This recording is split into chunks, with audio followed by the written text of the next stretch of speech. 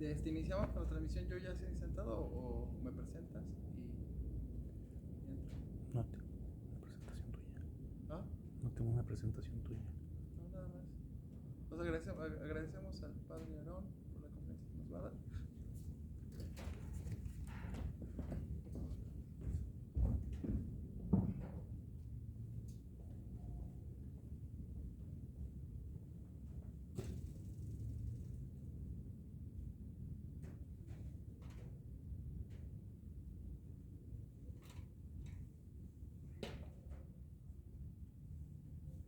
Tres, dos, uno.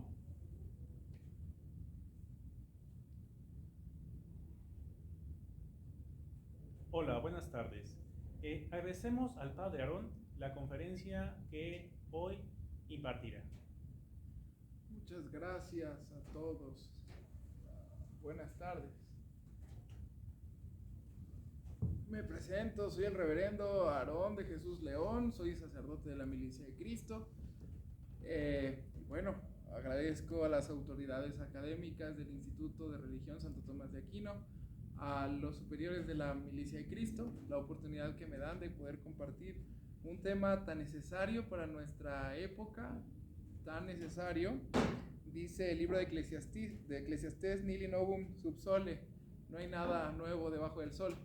Y es verdad, porque el tema en el que vamos a hablar ha sido tan leído, discutido, pensado, meditado, sufrido en cantidad de tiempos, siglos, etapas de la historia, y bueno, es algo que tendremos que estar trabajando, pensando y llevando el resto de la historia, porque bueno, el tema de la libertad es inmenso. La libertad, pero en este momento solamente vamos a hablar acerca de la libertad religiosa.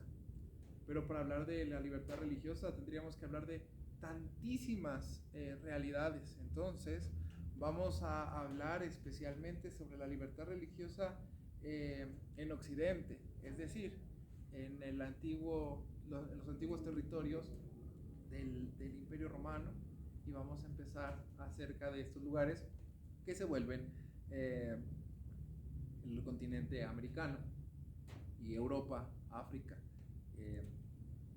especialmente, aunque pensemos que libertad religiosa se tendría que hablar en cada rincón del mundo, en cada sociedad, en cada parte organizada.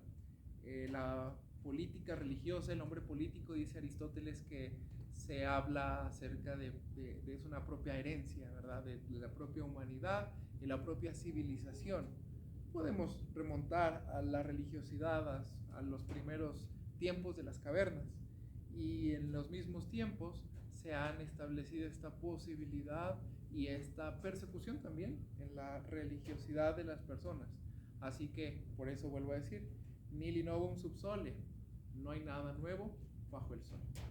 Y bueno, esto no es para nada un tema nuevo, pero sí es una realidad y algo en lo que tendremos nosotros que seguir trabajando, que seguir informándonos y que estar, especialmente a todas estas personas, principalmente la Milicia de Cristo, que tiene la obligación en los estatutos y por parte del carisma de trabajar por la libertad religiosa en todas las personas y para todas las agrupaciones que se tienen.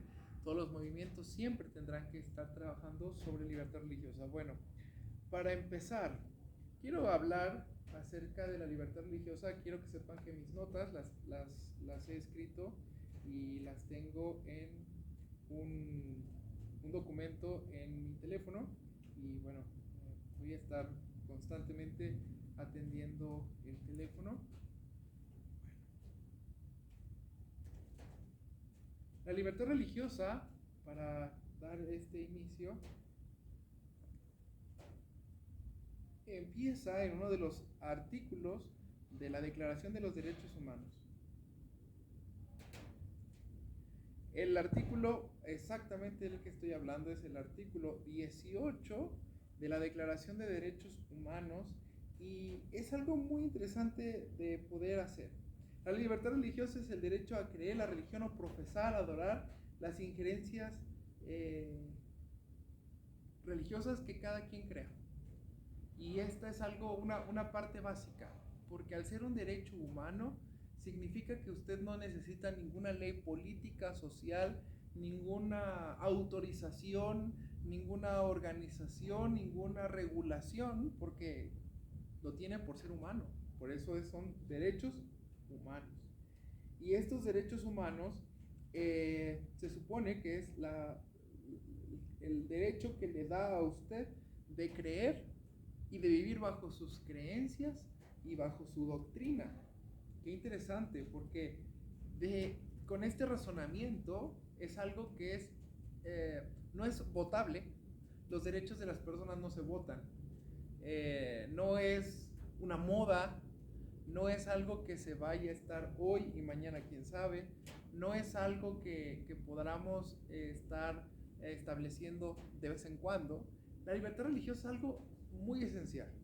Para empezar, como he dicho, es un artículo, es el artículo 18 de la Declaración de Derechos Humanos y se los voy a leer.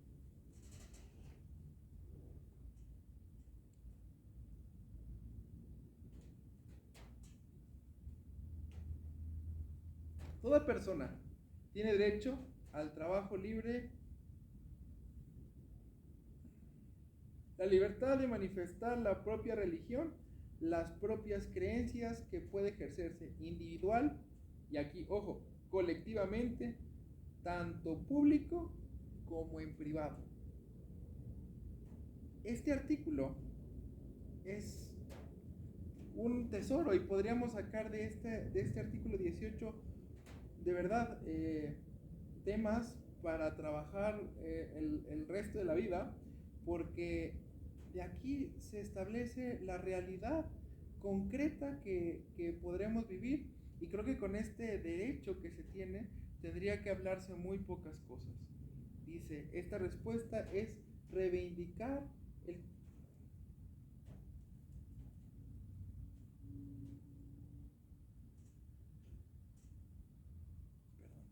Perdón, tengo tantas notas.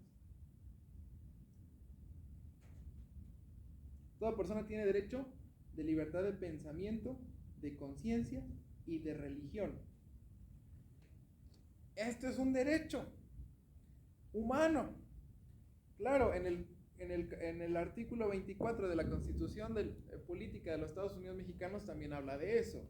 Y en cada constitución nacional, tanto privadas, generales, y de ellas se crean leyes en los gobiernos, en los estados, las enmiendas en el gobierno de los Estados Unidos y demás, tantas leyes hablan de ello. Pero esto es algo que no podría estar fuera de la legalidad, la libertad religiosa, porque es un artículo, vuelvo a repetir, humano. La persona tiene el derecho de libertad de pensamiento, de conciencia y de religión.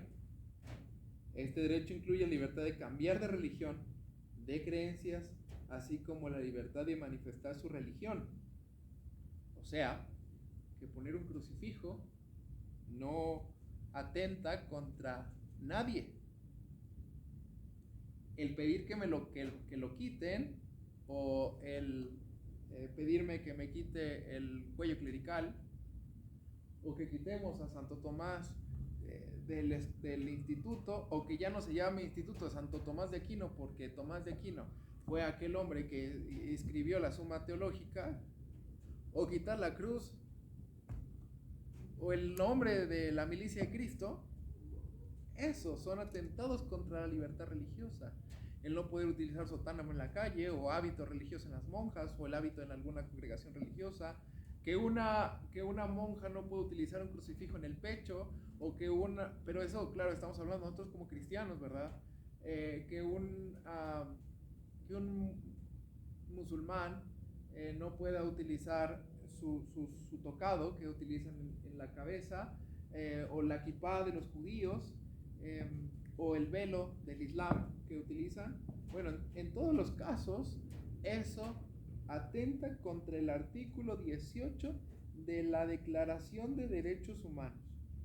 Esto, no importa donde usted me esté escuchando y esté viendo, si alguien necesita más notas acerca de eso, vaya a la Comisión de Derechos Humanos y lea el artículo 18 y medite usted mismo si esto es posible hacerlo o no.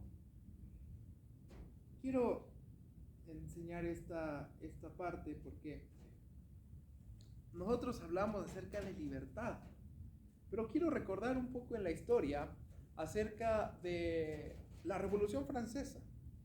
Se habla de libertad religiosa desde los griegos y los romanos, donde tenían los panteones romanos, y entonces todas las deidades se adoraban en estos lugares de los panteones, ¿verdad? Hasta que llegó la cristiandad enseñando el monoteísmo, y entonces, diría mi abuela, donde la puerca torció el rabo, y es aquel momento donde empieza la persecución y el fin de la libertad religiosa, porque es cuando los cristianos se vuelven enemigos del Estado e inician los protomártires, los primeros mártires de la cristiandad, que por cierto, en el siglo XX hubo más martirios por la cristiandad por falta de libertad religiosa, especialmente en España, en la guerra civil, en México, en la guerra cristera, y tantas guerras religiosas que se han establecido en América. No puedo dejar de pensar también entre la Irlanda católica y la Irlanda anglicana, y las guerras a muerte que se tenían, incluso la división hasta actual, ¿verdad? Con la famosa guerra de los 100 años y tantísimas otras guerras religiosas. Los atentados religiosos que se han establecido en tantos lugares, y bueno, pensemos particularmente en uno, en la Revolución Francesa. La revolución decía fraternité o fraternidad, igualité o igualdad y liberté, pero la liberté era la liberté según los franceses y según los revolucionarios, porque no era en el concepto de la elección libre de elegir aceptar o no aceptar, porque la última era o le mort, o la muerte. Y entonces, si tenemos libertad, fraternidad, igualdad o la muerte, bueno, uno escucha y dice, qué bien, claro, qué hombre no tiene gusto por tener estas posibilidades de tener libertad, fraternidad e igualdad. Y entonces, ¿por qué habría la muerte? Bueno, uno pensaría en los tiranos, ¿verdad? Pero aquí encontramos una situación interesante, porque era la libertad concreta de los pensamientos en los que ellos tenían, los revolucionarios, porque pensemos en los vandeanos. ¿Quiénes son los vandeanos? Los vandeanos son aquellas personas de los pueblos de la Vendée. La Vendée es una comunidad al sur de Francia, donde pensemos en Francia como país, no solamente la ciudad de París. Pensemos en la revolución como aquel momento en donde inicia los revolucionarios, inicia con una misa, con el rey en persona, y así inicia la revolución en Francia. ¿Y sabemos en qué terminó? En la peor masacre de la historia hasta ese momento. Acusan a la iglesia, a la cristiandad de muchas cosas, algunas ciertas, la inmensa mayoría exageradas, y no por hacerlo menos, pero hay un momento de exageración justamente que ya hablaremos de ese tema en otro momento, acerca de la ilegalidad de la libertad. Y entonces pusieron a la divinidad y a la cristiandad en un país profundamente cristiano desde el tiempo de los francos, desde la conversión del emperador de los francos hasta los momentos del tiempo de la revolución, donde todo aquel que no jurara la constitución era enemigo del Estado, y al ser enemigo del Estado se establecían penas de la muerte. Bueno, ¿y dónde está la libertad de elegir o no elegir? Bueno, pues es que ese tipo de libertad no se hablaba de allí. Se hablaba de la libertad según el pensamiento de elegir la Constitución. Cualquiera que estuviera en contra de un punto de la Constitución no se ponía de acuerdo. Se establecen leyes injustas en contra de la iglesia, especialmente pues de la cristiandad en general. Se hacen algunas leyes de derogación de los bienes de la iglesia y empiezan por los conventos y las órdenes religiosas. Se hace una situación terrible porque sacan a las religiosas y a los religiosos de los conventos y los ponen a vagar. Como saben, la mayoría de los religiosos son personas que han sido toda la vida artesanos y demás cosas. Algunos se organizaron como familias y se fueron a vivir a algunas casas de algunos feligreses, a otras personas buenas, pero otros tuvieron que terminar sobre las calles pidiendo limosna porque fueron robados, pero eso es lo de menos. Después de eso empieza el progreso, empiezan la guerra sobre los bienes de la iglesia y empiezan esta parte de la persecución sistemática. Se prohíben las órdenes religiosas, ya no solamente ya no se tenían bienes de la iglesia, sino se roban, se prohíben las órdenes, se prohíben los votos en Francia. De este tiempo podemos ver, y les recomiendo a todos, especialmente a los miembros de la Milicia de Cristo, que no pueden dejar de ver estas películas como Diálogo de Carmelitas, y buscar y estudiar sobre los hechos de la Vendée en el sur de Francia, entre personas sencillas pero profundamente católicas, artesanos, obreros, y la mayoría eran campesinos. Se organizan y ellos seguían siendo católicos. Ellos no estaban bajo los elementos de la Ilustración, ellos estaban bajo los procesos de la tradición de la fe, la tradición francófona, la tradición francesa, y ellos seguían haciendo la misa en las parroquias y demás. Se crea una ley injusta en que querían hacer administración de la propia iglesia dentro de la iglesia. Obviamente ningún obispo aceptó. La inmensa mayoría de los sacerdotes se hicieron sacerdotes refractarios porque no se tenían. Y en ese momento empezó la gran persecución. Pero ¿por qué estoy hablando de historia de Francia? Si vivimos en México, estamos hablando de libertad religiosa. Bueno, porque de ahí se va a suscitar una ola de persecución religiosa por todo Occidente. Y es algo interesantísimo. Por eso nosotros no podemos ser gente ajenas ni a la historia. Porque dice el refrán, y todos lo saben, quien no sabe de historia tiende a repetirla. ¿Qué pasa? Empieza la persecución religiosa. Todos los sacerdotes que no habían jurado la Constitución, donde decía una sarta de cosas, como que los que iban a elegir a los ministros no eran los obispos, sino eran los patriotas. Se iba a hacer una iglesia de acuerdo a las leyes y bajo la ley del Estado y de la República, y se quiso empezar la divinización de la República, quitando a Dios como el centro, y obviamente cualquier persona que tuviera criterio y conocimientos mínimos de teología, de escritura, de catecismo básico no se tenía. En esta región había predicado unos cientos de, no tengo la fecha exacta, pero un tiempo antes San Luis María Griñón de Montfort había hecho la Compañía de la Inmaculada, un grupo de buenos sacerdotes para predicar en esta región. Así que, y se había hecho para predicar a personas que no supieran leer, escribir, personas campesinas. Entonces era un lugar profundamente cristiano. ¿Qué pasa con estas personas? Bueno, estas personas no aceptan la Constitución y la fuerza del Estado llega. En resumen, el Estado mandó demoler, destruir todo. Se tienen cosas tan tremendas como que se juntan, hacen un censo de todos los niños y los ponen en la plaza del pueblo. El registro de los propios revolucionarios franceses hablan de niños de meses o de un año, 2, 3, 4, 5, 6, 7, 8 años y otras más edades. Y entonces se reúnen y los fusilan a los niños en medio del pueblo por no aceptar la Constitución. Este es uno de tantísimos temas que se puede hablar de la Vendée.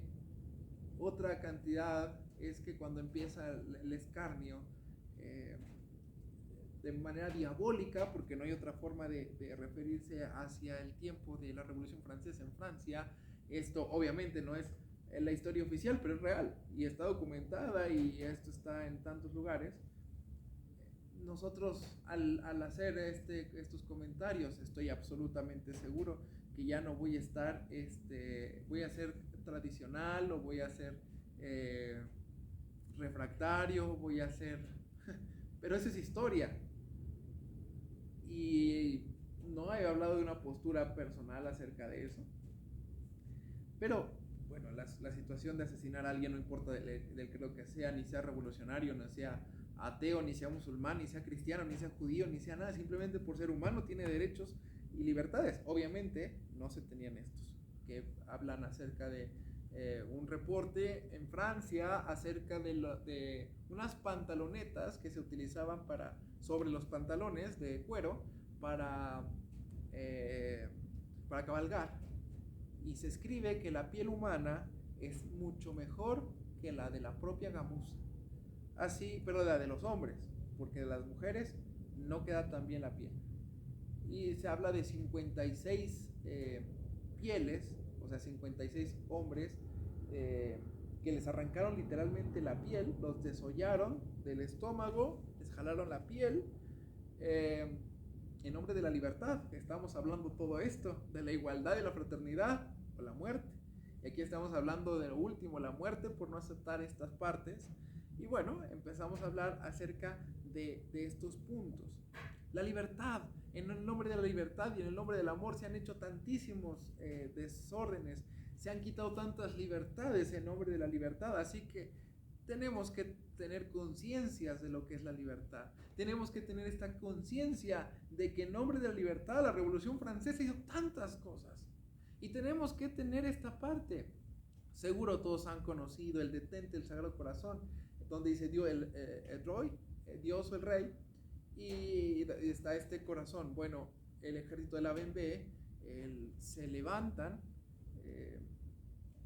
justamente que ellos van las personas sencillas a buscar a sus nobles, que eran a los que se les pagaban impuestos, y ellos pagaban a los principados que llevaban los impuestos hacia el rey. Ellos fueron y decir, es que tenemos que defendernos.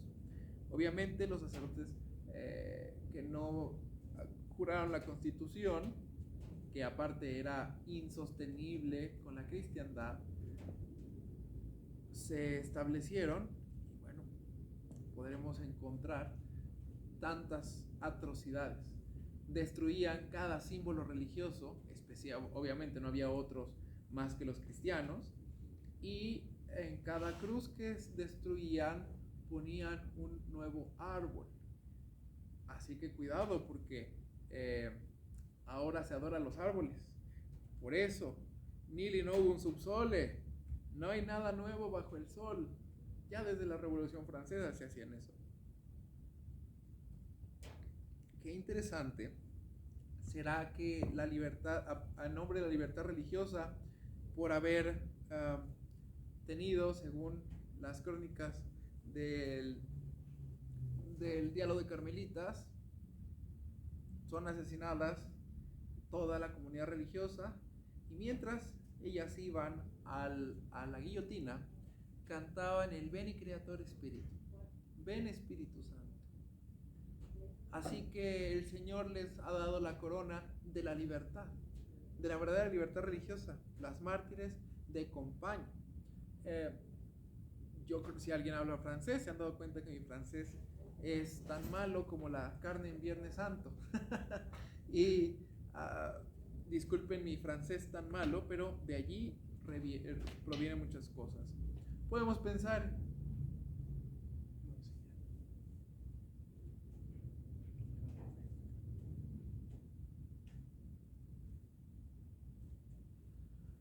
Podemos también pensar en la libertad religiosa en los tiempos de Alemania, estos que provienen profundamente hacia Occidente. Podemos pensar en la propia Reforma Protestante. Cuando inicia la Reforma Protestante, claro, el doctor Martín Lutero no quería crear una nueva iglesia, quería reformar la iglesia, quería hacer alguna cosa en los abusos tan terribles que tenía el Papa en turno, que no vale la pena recordar, pero cualquiera puede buscarlo en Google. Y el doctor Lutero inicia el reclamo de las 95 tesis y demás cosas que ya conocemos. La libertad religiosa llega a Alemania cuando los príncipes van con el emperador alemán y le solicitan su confesión de su credo y lo tienen que aceptar. Se inicia en Alemania, en los primeros países occidentales, la libertad religiosa.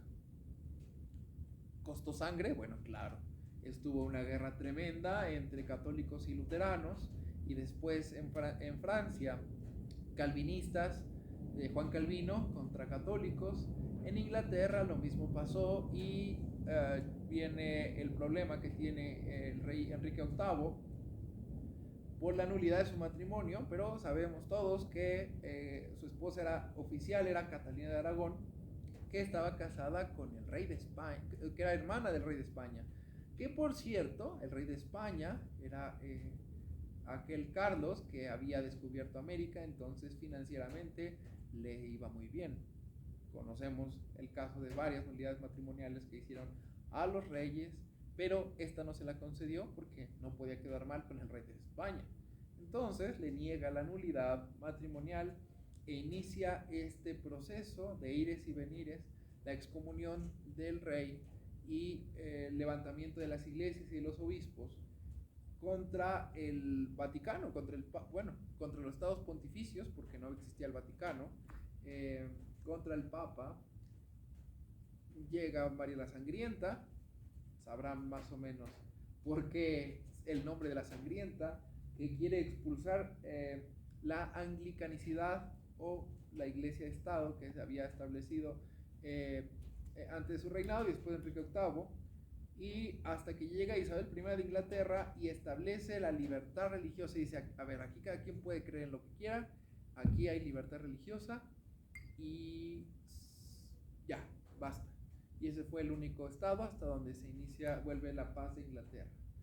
Podemos también pensar en tantas guerras religiosas, en la propia Roma, en la propia Grecia, donde se establecieron tantas guerras religiosas y tanta sangre que ha corrido. Esto ha desencadenado una persecución escarnecida contra la cristiandad. ¿Por qué? Bueno, podemos ya llegar a América y podemos llegar a España. En España, mientras estaba la Revolución Francesa, y viendo los testimonios de tantos religiosos y religiosas que llegan literalmente caminando y empiezan a traer noticias de lo que estaba pasando en Francia. Bueno, en Francia no viene esta revolución, así que la persecución se espera un poco de siglos más hasta la llamada República, que es cuando se establecen las guerrillas anticristianas, comunistas y demás aires políticos, y se hace la gran persecución religiosa en España. La persecución religiosa en España fue espantosa, de verdad, como el fin del mundo. Era tan grande la persecución religiosa, el odio a la fe, que eran exhumados los cadáveres, eran profanadas las iglesias, los altares, los agrarios, los conventos, monasterios, abadías, catedrales. Hay cantidad de datos, y tengo aquí el dato.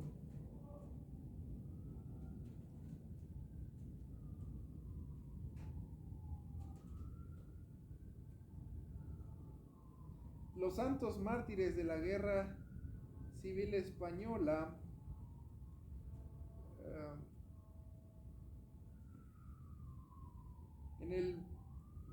marzo del 87 se reconocen algunos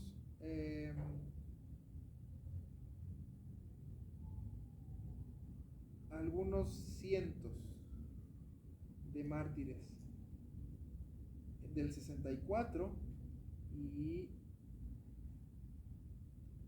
aquí tengo el dato en un segundo, por eso explicaba, tengo tantos datos.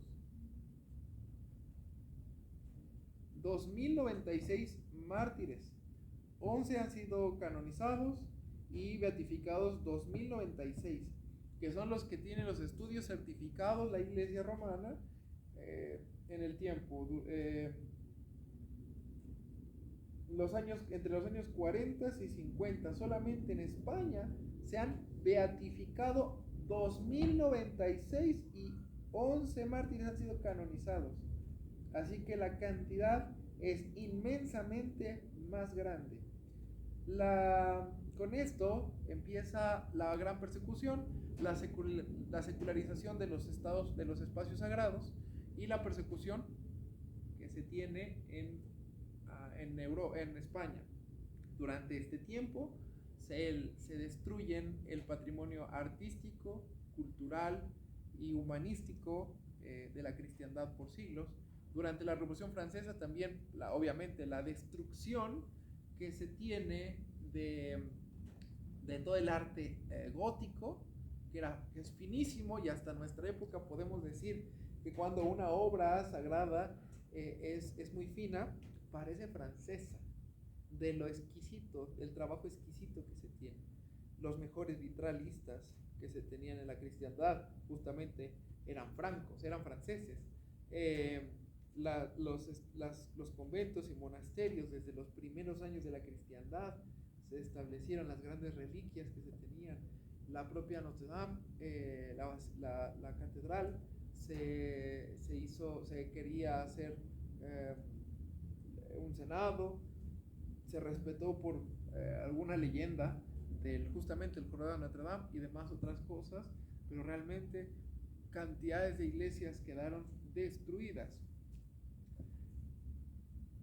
La libertad religiosa en España después fue restituida en el tiempo de Franco, pero a su misma vez fue un estado que ya no hubo libertad religiosa porque se hizo un estado confesional.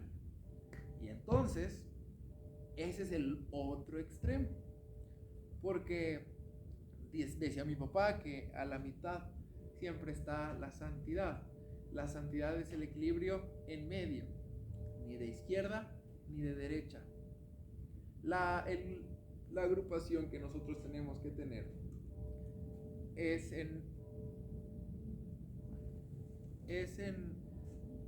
la mitad. Los estados confesionales, y voy a hablar de estados confesionales antiguos como el Islam, son, pues eso, confesionales.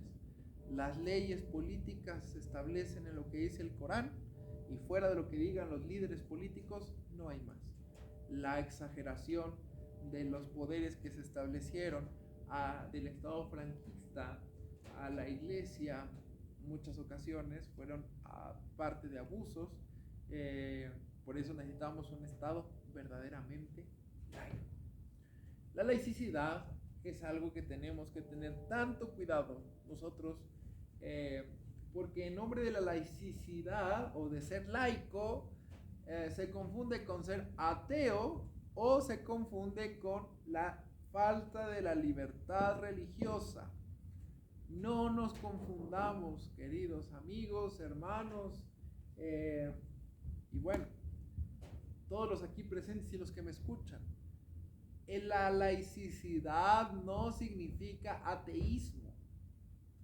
Que un Estado sea laico significa que no es confesional, que la Iglesia católica, apostólica y romana no es la Iglesia del Estado, que la Iglesia, por ejemplo, como en Inglaterra, por muchos siglos, la Iglesia de Inglaterra, la Iglesia anglicana, fue la Iglesia del Estado, y todos tenían por tradición, tanto política como cultural, la obligación de ser anglicanos.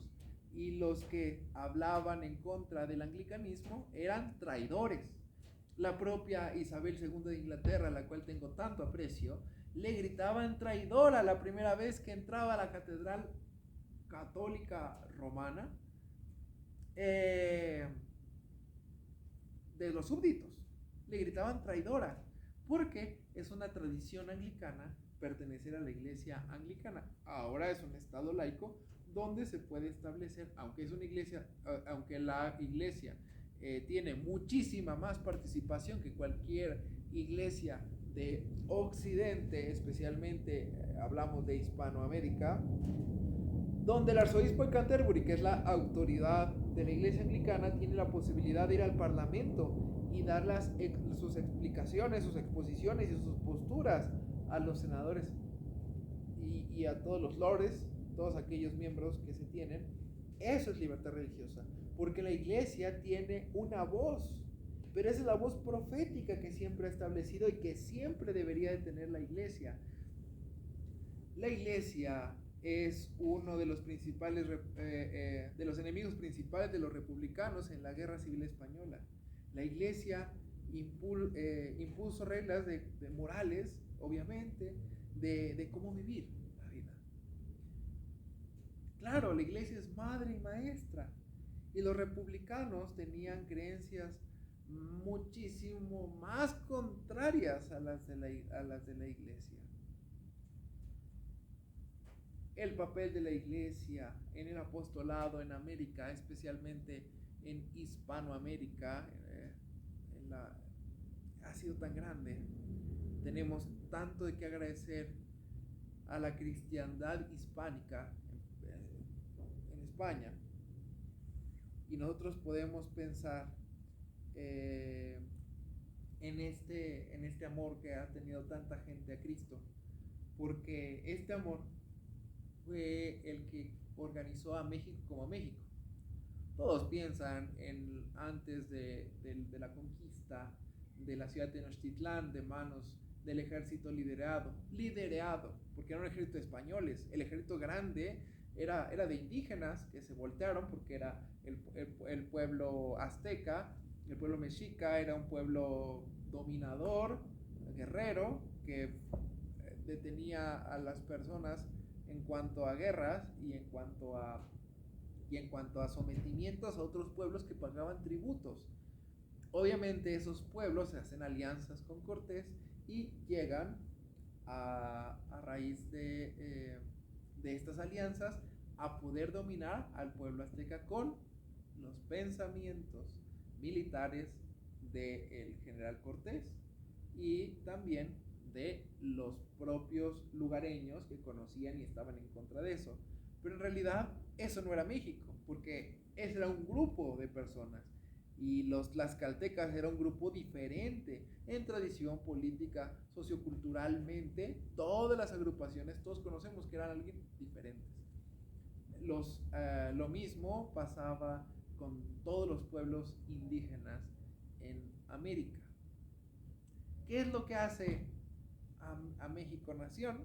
Bueno, la cristiandad, porque dentro de la libertad se empieza la evangelización y la organización cultural que se tiene. No se puede pensar en el estado de Oaxaca en México sin la orden dominicana. No hay Oaxaca sin dominicos. No hay Oaxaca sin pensar en ellos. Los pueblos siguen organizados en el siglo XXI, de acuerdo a la organización que se establecieron en el siglo XVIII, con las mismas reglas, tanto morales como políticas, y siguen teniendo las mismas prácticas, claro, evolucionando en tantas cosas, y deformando otras tantas, porque también es una realidad. Pero la organización general, muy general, está muy cercana a lo que los dominicos se hicieron. Entonces, este trabajo que se ha estado estableciendo ha sido desde la cristiandad de ellos, con la fuerza de poder establecer tantas veces el trabajo que se ha estado haciendo, el trabajo misional.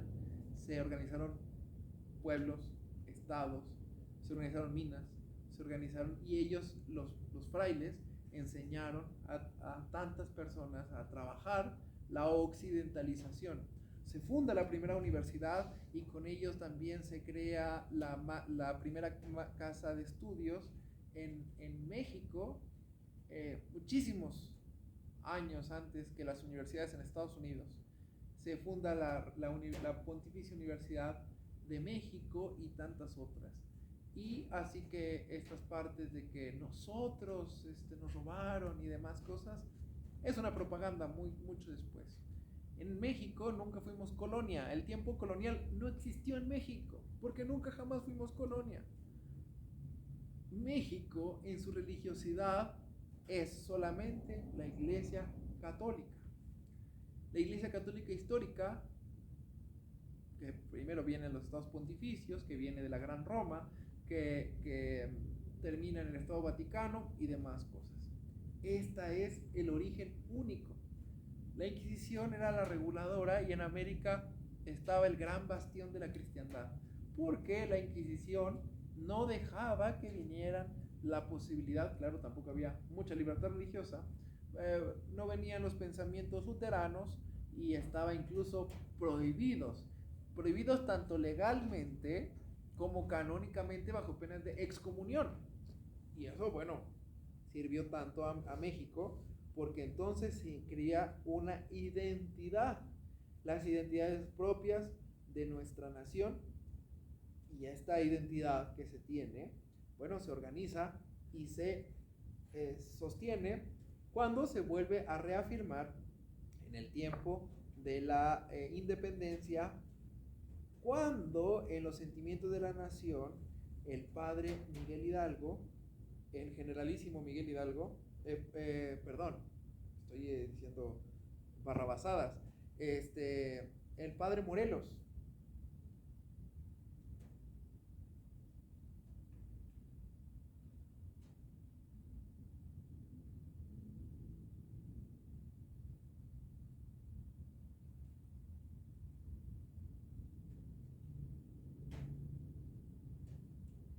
establece primero que la América es libre e independiente de España y de otra nación, gobierno monarquía, y que se sancione, y que así se sancione, dando al mundo las razones. Segundo, la religión católica es la única sin tolerancia de otras. Bueno, estamos hablando de que un sacerdote católico era el que estaba escribiendo eso, no habría de pensarse en otra experiencia. Entonces, la independencia no tenía los pensamientos revolucionarios franceses, mucho menos ateos, comunistas o de ningún otro tipo de establecimientos. Y por ende, se enalborda la cruz, se ofician misas, se canta el Te Deum. El primer himno nacional que se tiene era el Te Deum, aquel himno latino donde se decía Te adoramos, oh Señor de los ejércitos, te bendecimos, te adoramos, te glorificamos, te damos gracias, que por cierto todos rezamos en la milicia de Cristo el día 31 de diciembre, y lo volvemos a cantar el día primero, cantando las glorias a Dios, diciendo que Él es santo y el Señor de todos los tiempos. Los sentimientos de la nación, se establece también tantas cosas, la soberanía del tiempo, de los gobiernos, porque era una revolución exclusivamente política, no se quería cambiar en los pensamientos.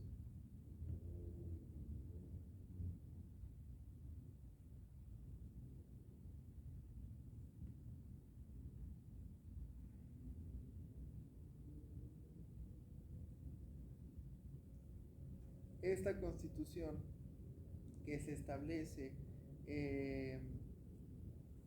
Morelos, permítame un segundo porque aquí tengo el texto.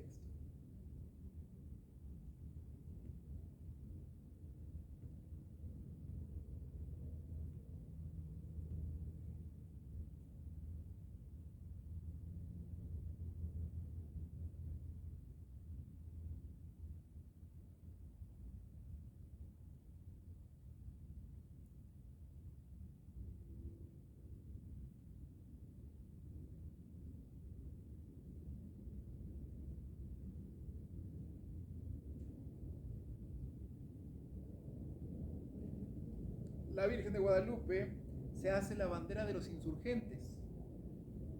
Hay una anécdota que me da mucha risa y que todo 12 de diciembre lo digo, que en la propia catedral de la Ciudad de México, el altar de la cofradía, se disolvió la cofradía de la Virgen de Guadalupe.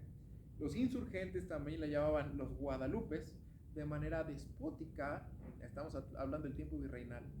Y entonces la forma de expresarse, se bordaban dentro de los chalecos una imagen de la Virgen de Guadalupe, y para entrar a las reuniones insurgentes se enseñaban la Virgen de Guadalupe, y entonces así pasaban a las reuniones insurgentes. Se hizo una bandera y un símbolo emblemático de la representación de los valores apreciados del grupo y las personas del pueblo que representarían a la nación. Ha sido Nuestra Señora Guadalupe para los mexicanos, no solo por Hidalgo, la que tomaron por bandera, después de que Hidalgo y Morelos mencionan a la Virgen de Guadalupe como patrona de nuestra independencia en varios documentos. Uno de ellos es los sentimientos de la nación, y establece que se establece cada 12 de mes la Virgen de Guadalupe, y quien no hiciera será considerado como traidor a la patria.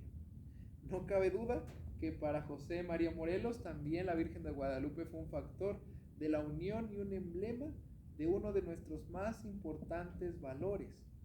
Así que el guadalupanismo de nuestra patria es la propia identificación como nación, independientemente que veneramos a Nuestra Señora, la siempre Virgen María, que siempre sea bendito su nombre.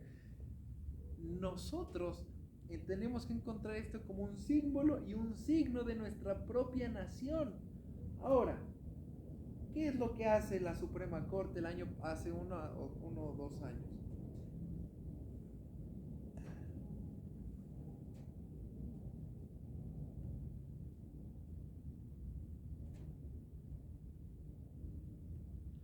Hace un par de años, en una representación de un nacimiento del niño Jesús en un municipio en Yucatán, alguien puso una denuncia como que era en contra de la ley.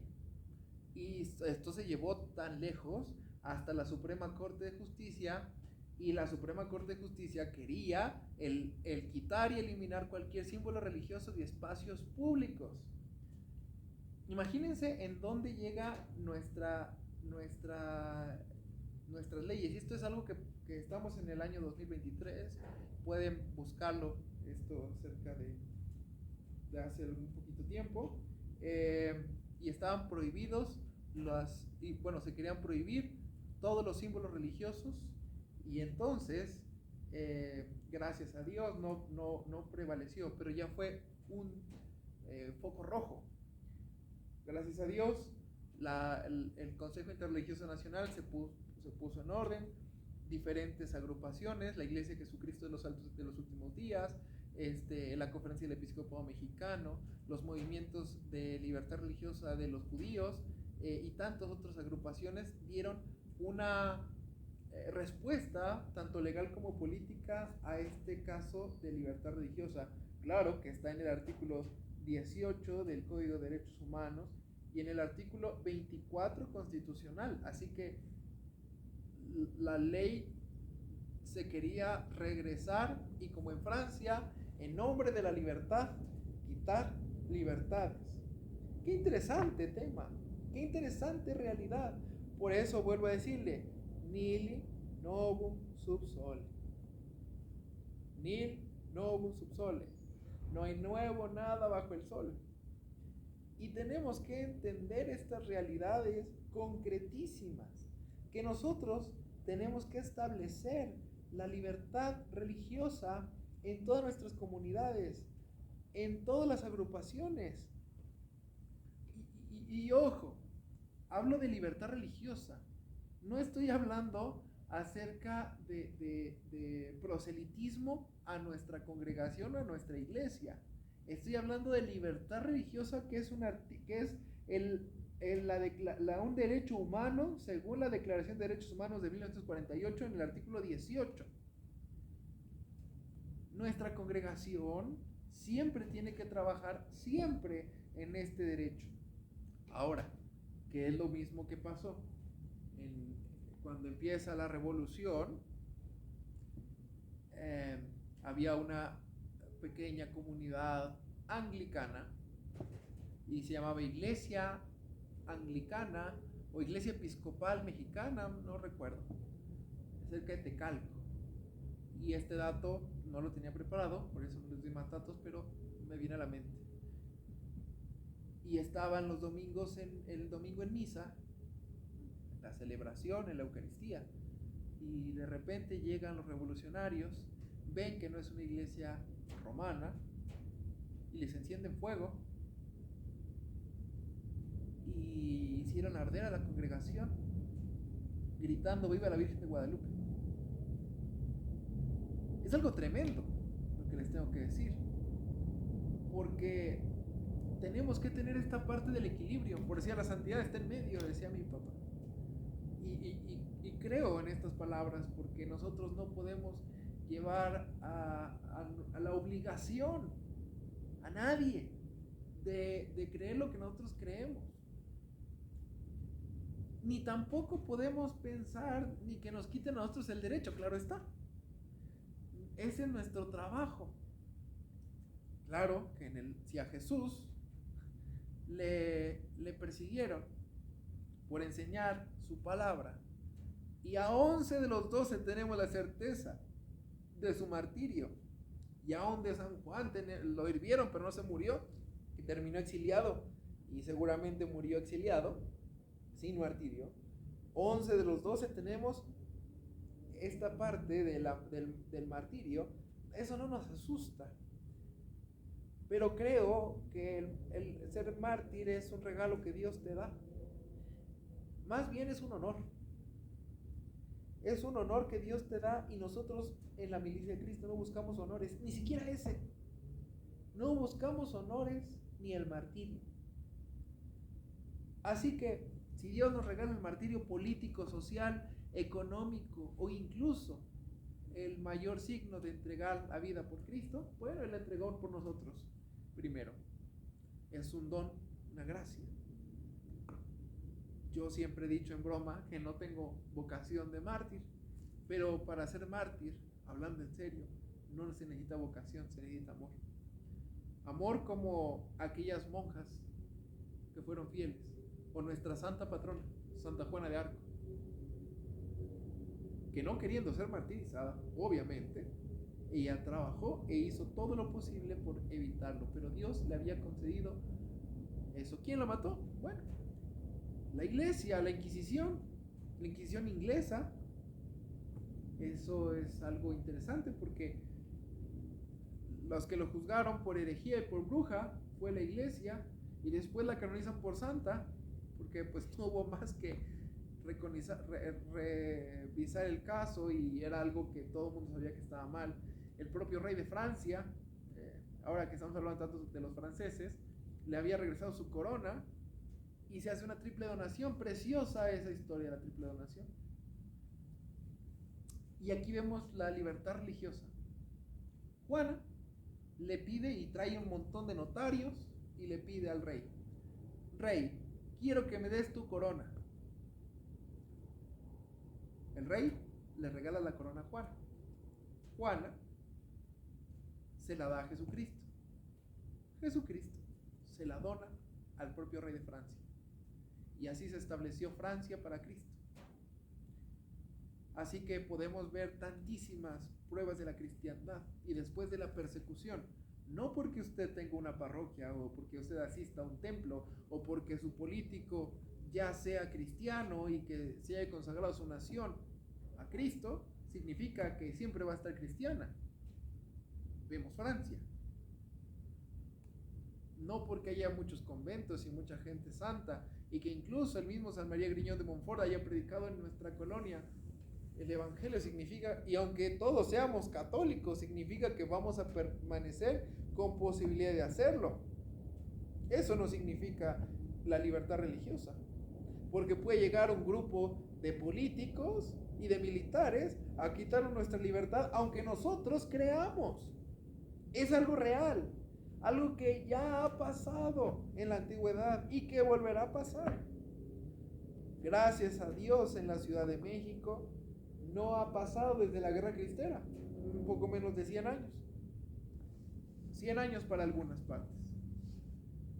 El inicio de las gestas empieza, es justamente, estamos cumpliendo 100 años, que incluso gracias a Dios tenemos la posibilidad de ser, mi familia, de tener mártires cristeros, incluso un par canonizados. Agradecemos a Dios esa bondad de que hayan tenido tanto amor por Jesús, que entregaron su propia vida por Cristo, que entregaron su muerte. Y siempre es algo que les digo a mi familia: ahora nosotros entreguemos nuestra vida por Cristo. Ellos entregaron hasta su muerte, nosotros entreguémosla por Cristo. ¿Quién fue quien denunció a estos que habían peleado por Cristo y por su iglesia? Los obispos. Los obispos. Sí, los obispos. Que después de que llegaron a un trato, igual que Judas Iscariote, los obispos fueron los que firmaron el tratado de paz y entregaron los nombres, obligaron a las personas a entregar las armas, desconocieron la lucha por la que se habían levantado. Incluso el Papa en turno, que no vale la pena recordar quién fue, dijo: no sé cuándo fueron más valientes los cristeros, si cuando se levantaron en armas, o cuando las dejaron, porque sabían todos que después de entregar las armas fueron fusilados, fueron perseguidos por el Estado mexicano, el Estado del presidente Calles.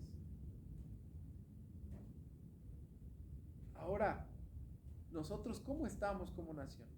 ¿Cómo estamos como familia? ¿Cómo estamos como orden religiosa y como instituto de religión? ¿Tenemos conciencia de la libertad que tenemos y de las garantías que tenemos? Ahora en México hay una subsecretaría basada de la Secretaría de Gobernación, se llama de Asuntos Religiosos, y todas las iglesias tenemos que registrarnos aquí, nuestro propio instituto, la orden, las congregaciones, las hermanas, las diócesis, arquidiócesis, catedrales, todas las órdenes religiosas, todos los religiosos, tanto católicos como protestantes, pastores, ministros, misioneros, todos están en un registro, que eso inicia desde la Revolución Francesa. Bueno, pues ya está. Ahora el SAT quiere el porcentaje de impuestos de las colectas. Bueno, pues ya está. Ahora se tiene que bautizar más IVA. Bueno, ya está. ¿Qué más? ¿Cuál va a ser el fin? ¿Qué más se va a querer?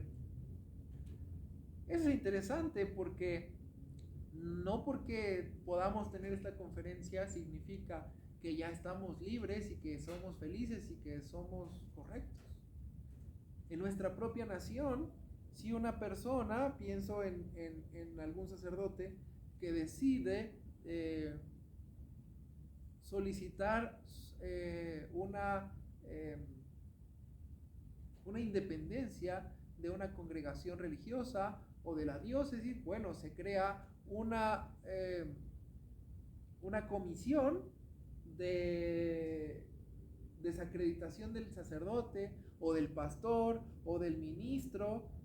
Había una comunidad de pastores, de rabinos, que estaban teniendo esta situación, una comunidad religiosa que habían sido excomulgadas las monjas porque no habían querido entregar las propiedades, pero de esto no voy a hablar más porque no tengo los datos, y aunque tengo las referencias y tengo el testimonio en primera persona de las que lo hicieron, no es el propósito de denunciar a nadie. La libertad religiosa en México es algo en lo que tenemos que trabajar y que tenemos que defender, especialmente contra el comunismo. El comunismo francés, del que estoy hablando, de la libertad religiosa. No me refiero, y lo aclaro, a ningún partido político en México o en ningún lugar del mundo, pero sí me refiero a la Revolución Francesa y a los pensamientos de la Revolución Francesa, de la libertad, la igualdad y la fraternidad, o la muerte, porque siempre se hablan de los primeros tres. De la cuarta no, pero fue la que fue más ejercitada, porque libertad ¿para quién? Libertad para matar, libertad para robar, libertad ¿para quién? Fraternidad ¿con quién? Decía que solamente con los patriotas. Fraternidad ¿con quién? Tenemos que tener mucho cuidado con los pensamientos acerca de quiénes somos, dónde estamos y hacia dónde vamos. Ningún religioso, sacerdote o ministro, ni político puede a nosotros eliminarnos nuestra posibilidad de creer, porque es un derecho por ser humano, tanto social, político y religioso. No puede haber nadie que nos cuarte. Ellos tienen libertad de no estar de acuerdo con nosotros. Claro, la Constitución está allí y nosotros jamás en la vida querríamos romper ninguno de los datos, porque incluso como Milicia de Cristo todos conocemos que una de las famosas reglas de Monsignor Griffin: si uno no puede ser un buen ciudadano, tampoco es un buen cristiano. Así que nuestro trabajo es cuidar, rezar y velar por nuestra nación, rezar por nuestros políticos, no juzgarlos, pero también conocer nuestros derechos, especialmente iniciando por esto esta conferencia de libertad religiosa. Agradezco mucho a todas las personas que se han dado cita en esta reunión, tanto virtual como a las personas que me han hecho el favor de escucharme durante este tiempo. Agradezco la posibilidad de haber dado esta conferencia al Instituto de Religión Santo Tomás de Aquino, a la Fraternidad Sacerdotal Milicia de Cristo, de la cual soy miembro. También agradezco mucho la posibilidad del espacio del auditorio para poder compartir mi conferencia.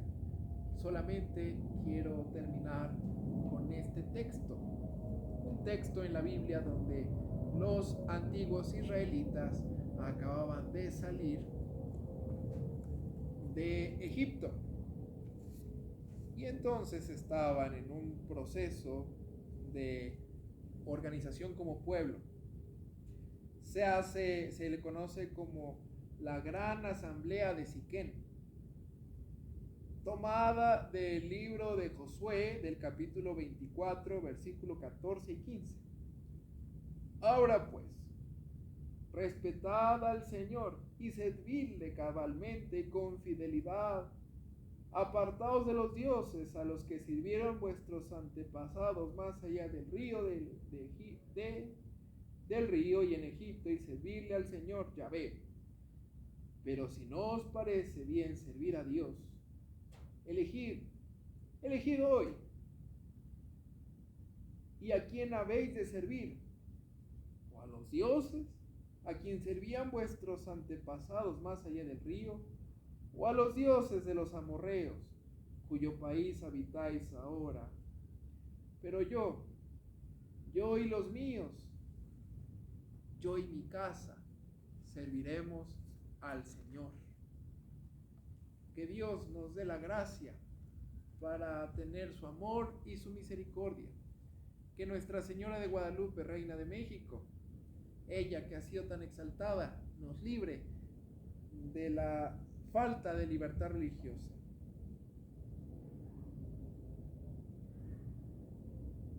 Voy a terminar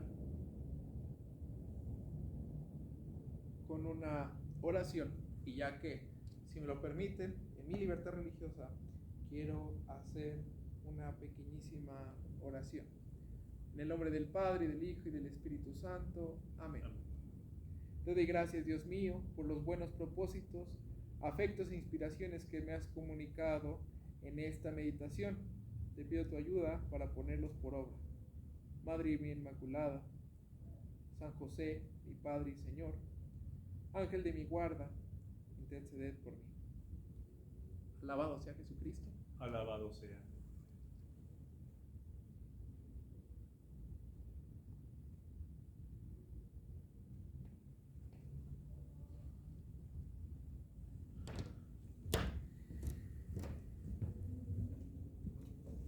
Muchas gracias a todos.